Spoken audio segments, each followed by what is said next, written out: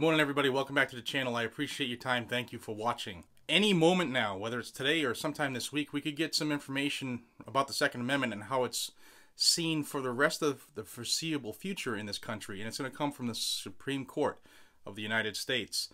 There's a case, if you're not familiar with law and the law of the land, Peruta versus California.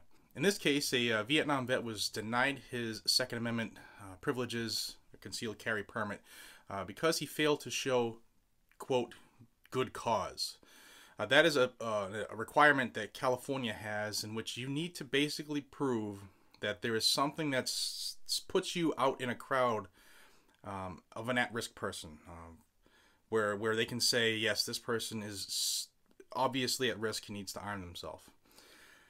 Just, having the document that's called the Constitution and the Second Amendment say that in writing isn't enough for them.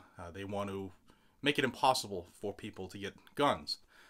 It's not enough that almost 10 years ago in the Heller case, the Supreme Court said that an individual's right to keep and bear arms is protected under the Second Amendment.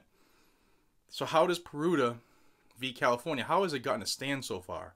It's made its way through the appeals, the appellate court, now it sits at the Supreme Court, and it's being scheduled for conference right now. So how has it made it this far? Well, in Heller, the specifics of that case had to deal with inside of the home. So the 9th District Court of Appeals, the U.S. 9th District, which is the most overturned court in the country, it's a bunch of silly people that rule it. They're big liberal freaks.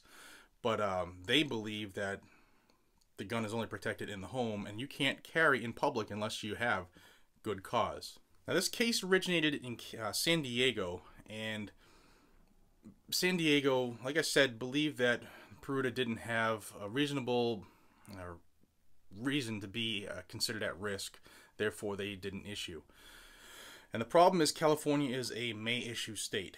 Most of the states are shall issue, and there are certain nuances depending on what state you live in that you have to meet in order to get a permit, whether it's arrest record, certain crimes committed of 209A restraining orders, here protection orders, stuff like that.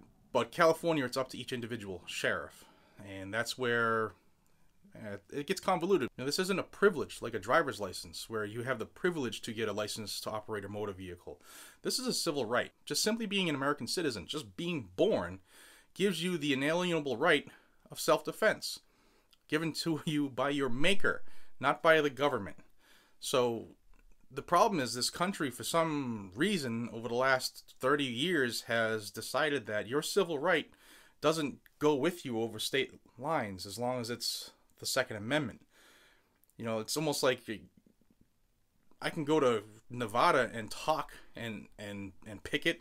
I can go to Wyoming and speak on things that somebody in Wyoming may or may not like, but I can't carry my firearm to protect me and my children and my wife.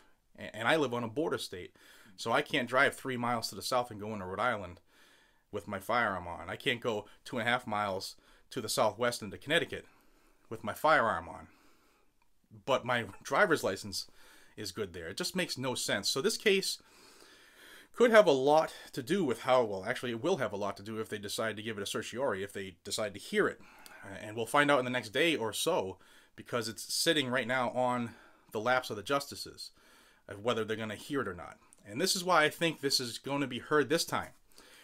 For a while, most of the Second Amendment cases, especially where assault weapon bans came up or permitting cases came up, the court didn't hear it. They just remanded the decision back to the lower court for many reasons. A lot of it is politics. But now that we have Justice Neil Gorsuch on this Supreme Court, I think this is going to be heard. He's an ultra-originalist, which means he believes the Constitution says what it says, and you shall do what it says. But this past week, he also, maybe 2 weeks ago, he also changed the way things have been done for the last 40 years in the Supreme Court. See, when a case goes to the Supreme Court, they get about 8,000 cases brought to them per year, and they basically go through like a lottery phase where they decide which case gets heard and which ones get remanded back to the lower court. And for the last 40 years, The justices gave the power to go through that process to the clerks. So the justices weren't even, I mean, they were just too lazy, too fat and happy. We're too freaking important for that stuff to do our job. They gave the clerk of the court, for they each have their own clerks, they gave them the power to look through the case and decide based on the case's merit whether the justice should take a peek at this, whether, you know, they should actually hear this.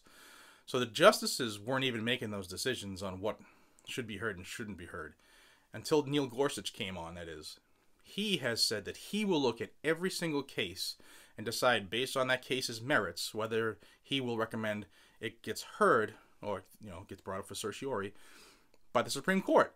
So that is a first in a long, long time. And that's the way it should be. Think of it this way. What if you had a problem at work that needed to be rectified immediately? Whatever, safety issue, okay? And you brought it to the boss. But the boss said, I don't want to make these decisions. I don't want to hear all this stuff. I'm going to have the janitor look at all these issues and the complaints, and the janitor will tell me which ones are important. Same type of thing.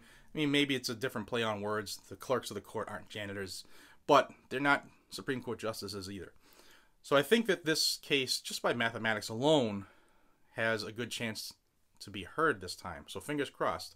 If I hear about it before you, you know it'll be right here. If you hear it before I do, put it in the comment section, and I'll do a follow-up video as soon as I can get in front of this camera. It's been a little difficult the last week or so because of overtime and kids and life. Stay plugged into this, guys, because this is going to change the layout of the land for the next generation on how permits are issued, especially for you all in California. This is a big one for you guys. Please like and subscribe if you haven't already, and join this growing freedom family. And if you're on VidMe, give me a upvote and follow me there, as well as my social media, which is in the description of every video. I appreciate your time. Until we see each other again, be safe, stay vigilant, and carry a weapon. Take care, everybody.